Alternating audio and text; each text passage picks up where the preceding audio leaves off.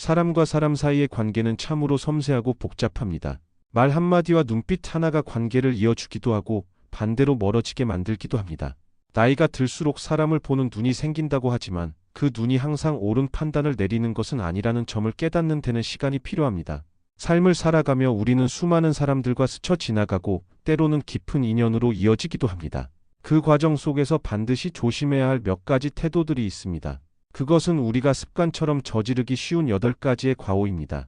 이러한 과오는 단순한 예의의 문제가 아니라 한 사람의 인격을 드러내고 때로는 타인에게 깊은 상처를 남기기도 합니다.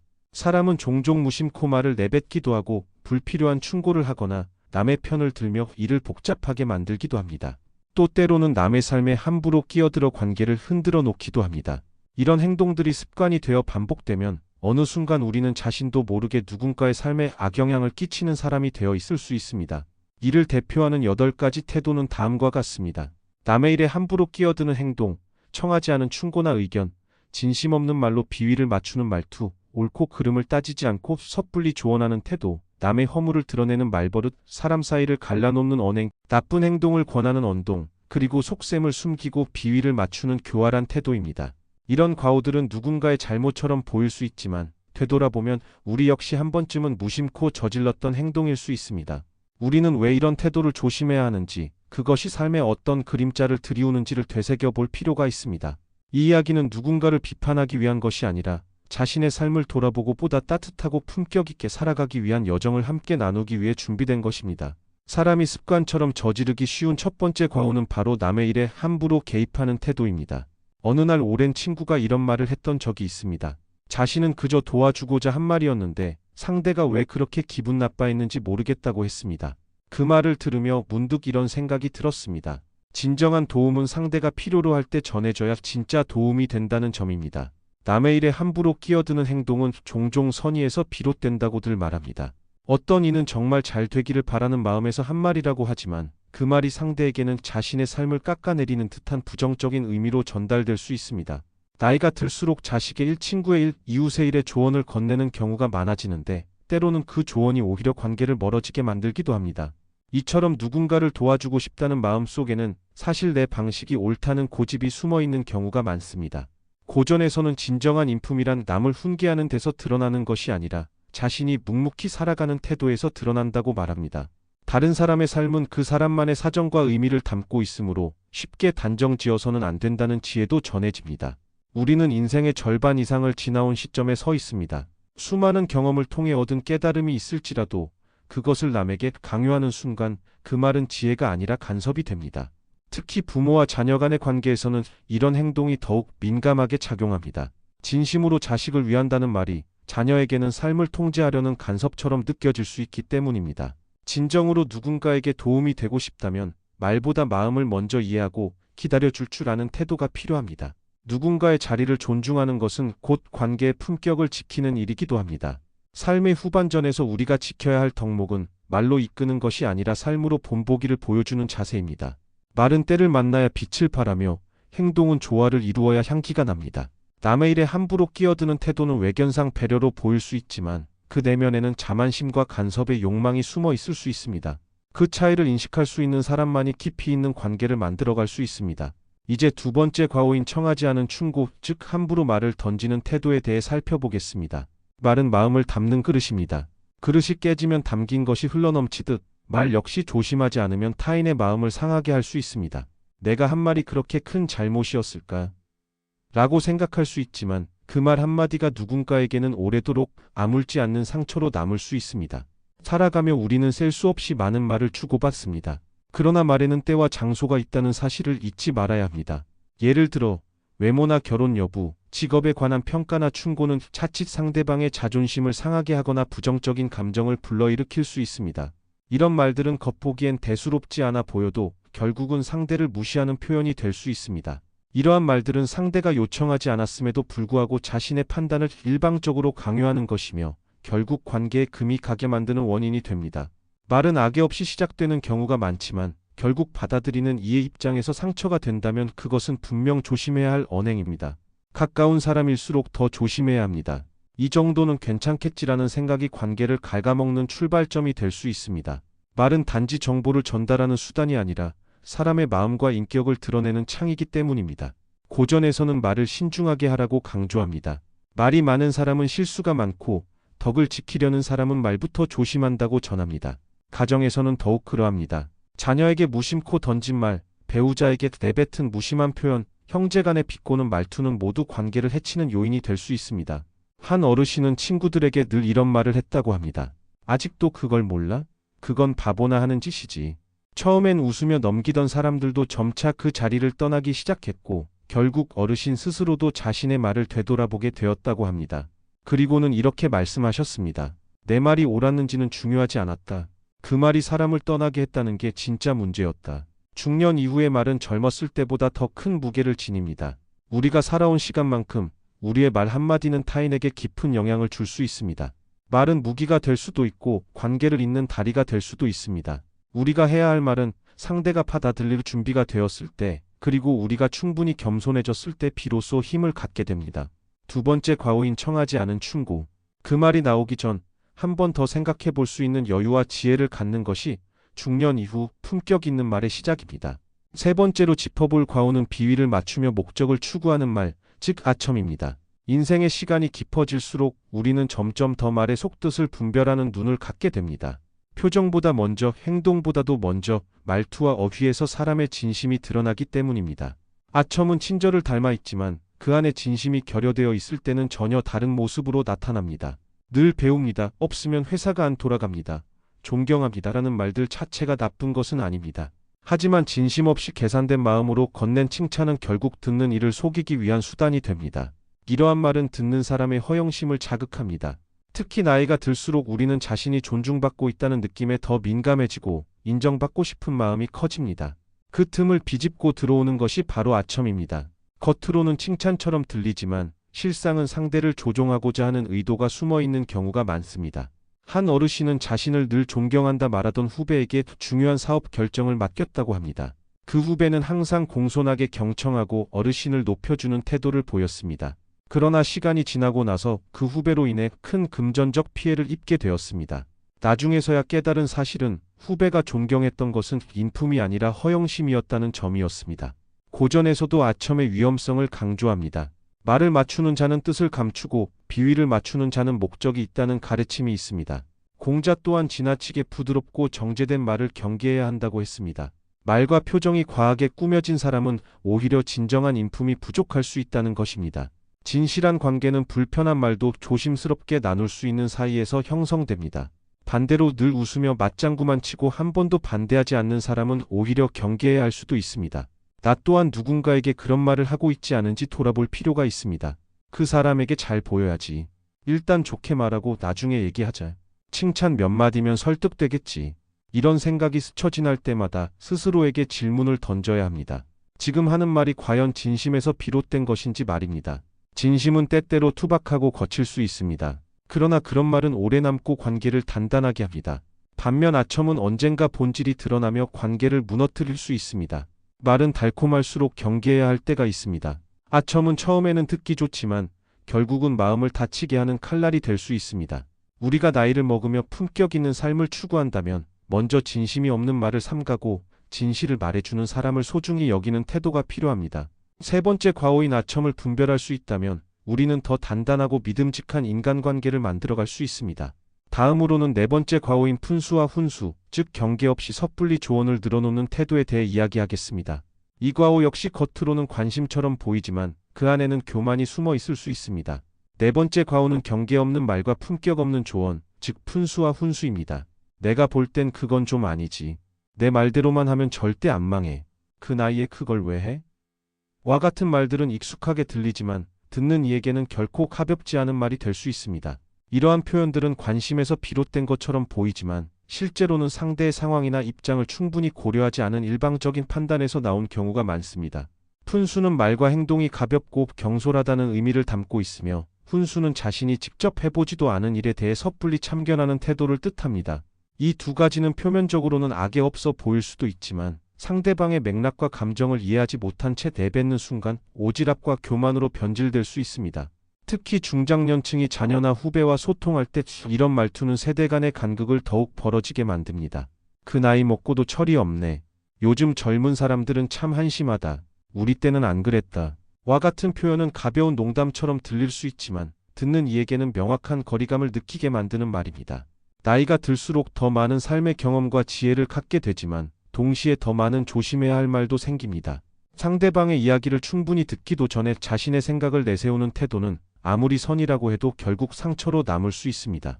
진심으로 누군가에게 조언을 하고 싶다면 먼저 말의 수를 줄이고 말보다 더 깊은 관찰을 선택하는 것이 현명한 태도입니다. 고전에서는 말합니다. 말을 삼가고 행실을 바르게 하는 사람이 군자이며 말이 많으면 실수가 많고 입을 다물면 탈이 적다고 하였습니다. 말이 적다고 무능한 것이 아니라 그만큼 상황을 이해하고 상대의 마음을 헤아릴 줄 안다는 뜻입니다. 비가 올 줄 몰랐던 사람에게 우산을 억지로 들이대는 것은 진심이 아니라 푼수입니다. 한 지인은 친구가 사업에 실패했다는 소식을 듣고 내가 그 사업 안 될 줄 알았다고 했잖아요. 그때 내 말 들었으면 이러지 않았을 텐데 라고 말했습니다. 그러나 이미 좌절을 겪은 친구에게 그런 말은 아무런 도움이 되지 않았고 결국 두 사람의 관계는 점점 멀어지게 되었습니다. 이미 상처받은 사람에게 필요한 것은 훈수가 아닌 따뜻한 손길과 침묵입니다. 조언은 내가 원해서 건네는 것이 아니라 상대가 요청할 때 비로소 의미를 가집니다. 누군가 어떻게 하면 좋을까요? 라고 물어올 때까지는 내 조언은 간섭으로 여겨질 수 있습니다. 자녀에게, 배우자에게, 후배에게 훈수나 푼수처럼 들릴 수 있는 말을 하고 있다면 지금 멈출 필요가 있습니다. 나의 말이 상대에게 진심으로 위로가 되었는지 아니면 부담이었는지를 스스로에게 되물어 보아야 합니다.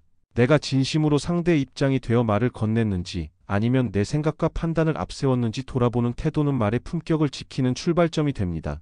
아는 것을 말하는 것은 쉽지만 상대가 듣고 싶을 때까지 기다리는 것이야말로 진정한 품격입니다. 푼수와 훈수는 내가 옳다는 교만에서 비롯됩니다. 그리고 그 교만은 가까운 사람일수록 더 깊은 상처로 남습니다.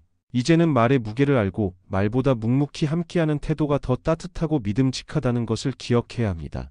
이제 5번째 과오 참소에 대해 이야기하겠습니다. 남의 허물을 들춰 말하는 습관은 결코 가볍지 않은 실수이며 결국 자신의 신뢰를 갉아먹게 되는 위험한 언행입니다. 5번째 과오는 남의 허물을 들춰내는 말버릇, 즉 참소입니다. 그 사람 사실은 말이야. 겉으론 점잖아 보여도 속은 좀 달라. 그 일 왜 생긴 줄 알아? 내가 자세히 아는데. 이런 말들은 흔히 누군가가 없는 자리에서 그의 단점을 이야기할 때 들을 수 있는 표현입니다. 처음에는 사실을 전달하는 것처럼 보일 수 있지만 시간이 지나면서 그 말은 결국 상대를 무너뜨리는 칼날이 됩니다.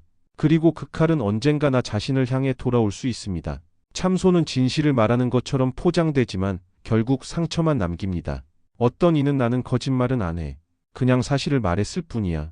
라고 주장하기도 합니다. 그러나 진실이라 해도 반드시 말해야 하는 것은 아닙니다. 누군가의 실수나 단점, 굳이 드러내지 않아도 되는 사소한 흠을 말하는 것은 진실을 빙자한 비방이 될 수 있습니다.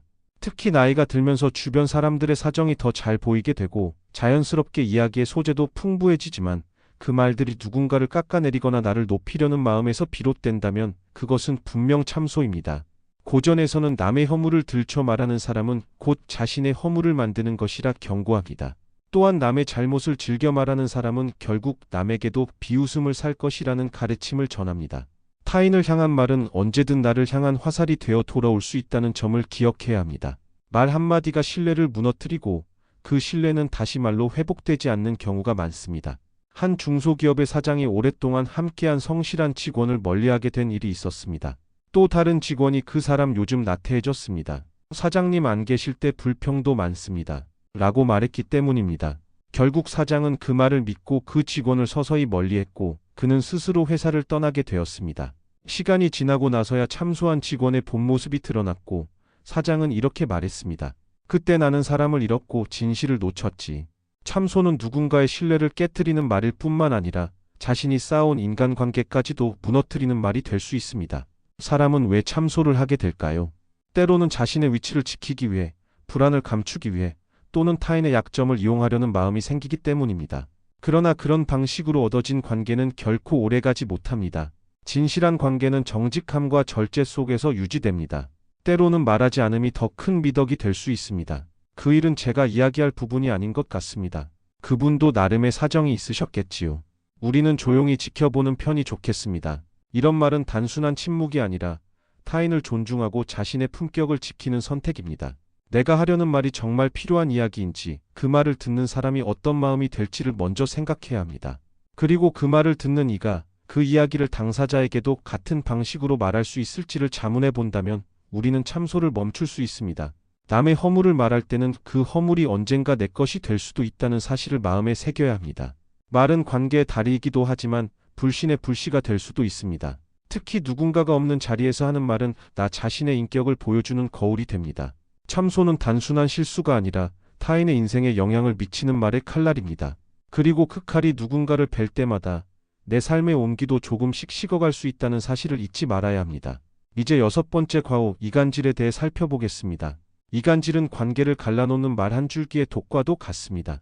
그것은 단순한 말실수가 아니라 인간관계를 철저히 망가뜨릴 수 있는 위험한 언행입니다. 6번째 과오는 사람 사이의 관계를 갈라놓는 언행, 즉 이간질입니다. 그 사람은 너에 대해 좋지 않게 말하더라. 내가 듣기론 내 뒤새기를 꽤 많이 했다고 하던데 몰래 다른 행동을 했다는 얘기도 있더라. 이런 말들은 듣는 사람의 마음속에 의심을 불러일으키고 그동안 쌓아온 관계의 균열을 만들어냅니다. 이간질은 작은 말에서 시작되지만 그 결과는 매우 큰 파괴로 이어질 수 있습니다. 사람 사이의 신뢰는 아주 섬세한 감정 위에 놓여 있으며 그것은 의심이라는 불씨 하나로도 쉽게 무너질 수 있기 때문입니다. 누군가 그 사람은 너를 진심으로 생각하지 않는 것 같아. 그 사람이 너를 무시하는 말을 하더라. 라고 말하는 순간 그 관계는 이전과 같을 수 없게 됩니다. 그 말이 사실이든 아니든 그 말이 가지는 파괴력은 실제보다 더 크게 작용할 수 있습니다. 단 한마디로 인해 소중한 인연도 오랜 우정도 한순간에 사라질 수 있습니다. 실제 40년치기 친구 사이에서도 그런 일이 일어난 적이 있습니다. 한 친구가 다른 친구에게 제3자의 말을 전하며 그 친구가 너 성격 문제 있다고 하더라. 너처럼 고집 센 사람 처음 봤다더라. 고 말했습니다. 말을 들은 친구는 겉으로는 아무렇지 않은 척했지만 속으로는 서운함이 점점 깊어졌고 이후 둘 사이에는 서서히 말없는 거리감이 생기기 시작했습니다. 나중에 확인해 보니 그 말은 실제보다 과장되었고 일부는 아예 사실이 아닌 것으로 밝혀졌습니다.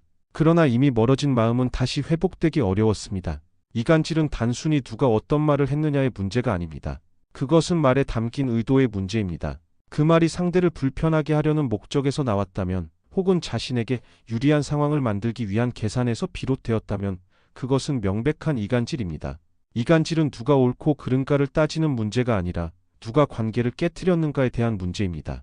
고전에서는 말로 사람 사이를 이간하는 자는 결국 자신도 고립된다 고 경고하고 있습니다. 또한 남의 사이를 떼어놓으려는 자는 스스로 도리를 잃는다 는 가르침도 전합니다. 이처럼 말로 사람을 가르고 나누는 행위는 결국 자신의 인간관계까지 무너뜨리는 결과를 가져옵니다. 나이가 들수록 우리는 다양한 관계의 중심에 서게 됩니다. 가족 사이, 친구 사이, 직장 내에서 중재자의 역할을 맡게 되기도 합니다. 그럴 때일수록 더욱 신중하게 말해야 합니다. 내가 이 말을 전함으로써 두 사람의 관계가 더 가까워질까 아니면 멀어질까? 이 질문 하나가 이간질을 막는 가장 효과적인 장치가 될 수 있습니다.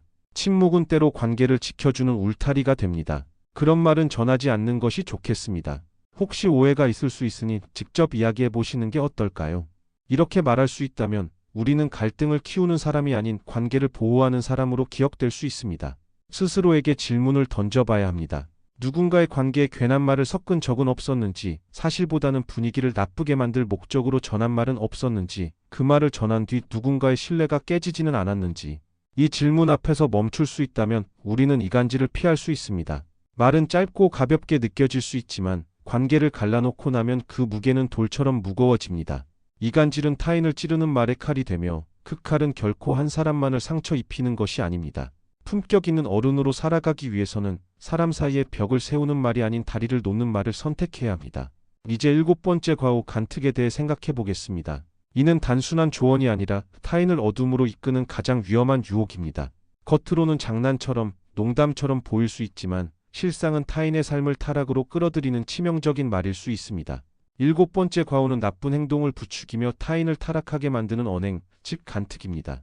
이 과오는 단순히 부적절한 조언에 그치지 않고 누군가의 삶의 방향을 그르치게 만드는 중대한 해악을 품고 있습니다. 간특은 때로는 농담처럼 혹은 사소한 제안처럼 다가오지만 그 결과는 삶의 중심을 흔들어버릴 만큼 깊고 치명적일 수 있습니다. 타인을 유혹하여 그릇된 길로 이끌거나 비도덕적인 행동을 부추기는 말은 겉으로 보기엔 친근함이나 친밀감으로 포장되어 있을 수 있습니다. 그러나 그 말이 누군가의 윤리적 기준을 무너뜨리고 삶의 판단을 흐리게 만든다면 그 언행은 분명 간특입니다. 삶의 후반기에 접어들수록 우리는 누군가에게 조언하거나 방향을 제시할 기회를 더 자주 갖게 됩니다. 그런 만큼 말의 무게도 더 커지게 됩니다. 이 시기의 조언은 단순한 정보 전달이 아니라 누군가의 인생에 직접적인 영향을 주는 나침반이 될 수 있기 때문에 더욱 조심스럽고 절제된 태도가 필요합니다. 간혹 그 정도는 괜찮아. 다들 그렇게 살아. 이 정도는 다들 눈 감고 넘어가지. 와 같은 말이 친밀한 분위기 속에서 흘러나오기도 합니다. 하지만 이러한 말은 듣는 이로 하여금 경계를 무너뜨리고 자신이 지켜온 가치와 원칙을 흔들게 만들 수 있습니다. 진심으로 누군가를 위하고자 한다면 그 사람의 삶이 정직하고 올바른 길을 향하도록 도와야 합니다. 간특은 그 반대의 방향으로 이끄는 말입니다. 내 말이 누군가의 삶을 맑게 비추는 거울이 되고 있는지 아니면 어둠 속으로 끌어들이는 그림자가 되고 있는지를 늘 돌아보아야 합니다. 이제 마지막으로 우리가 지금까지 되짚어본 과오들을 정리하며 삶의 방향을 다시 한번 가다듬어 보려 합니다. 지금까지 살펴본 8가지 과오는 다음과 같습니다. 남의 일에 함부로 끼어드는 행동, 청하지 않은 충고나 의견, 진심 없는 말로 비위를 맞추는 언행, 섣부른 조언을 반복하는 버릇, 남의 허물을 들춰내는 말버릇, 사람 사이를 갈라놓는 파괴적 언행, 타인을 유혹해 타락시키는 말, 그리고 겉으로는 공손하나 속셈을 숨기는 교활한 태도입니다.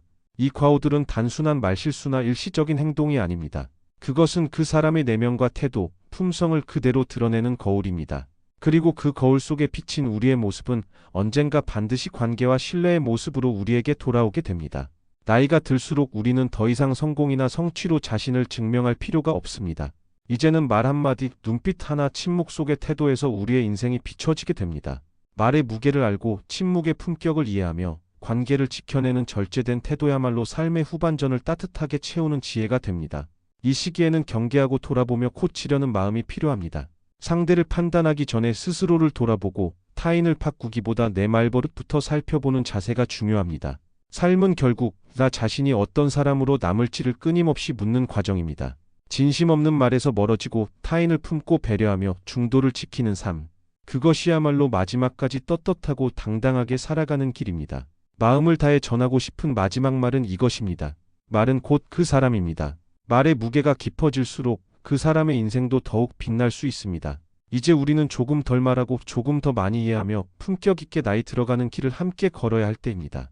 누군가의 삶에 상처를 주는 말이 아니라 위로가 되는 말을 건넬 수 있는 어른이 되기를 진심으로 바랍니다. 그리고 이 말을 들으시는 여러분의 삶에도 언제나 평온과 따뜻함이 함께 하시길 바랍니다. 이 영상이 여러분의 마음에 작은 울림이 되었다면 구독과 좋아요로 함께 해주시길 부탁드립니다. 여러분의 생각과 경험을 댓글로 나눠주시면 더 깊이 있는 이야기로 이어가는 데 큰 힘이 됩니다. 말 한마디로 더 나은 세상을 만들어가는 여정에 당신의 목소리를 더해주시길 바랍니다.